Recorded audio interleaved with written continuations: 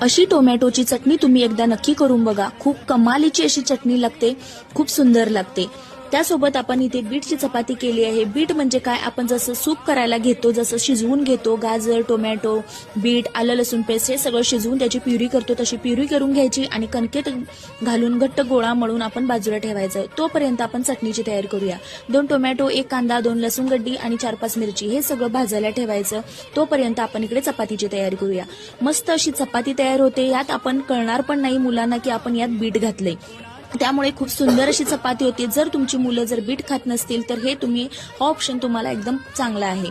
आता चपात्या करून झाल्या आणि त्याच्यासोबत आपण हे थंड झालेलं सगळं सालं काढून घेऊया.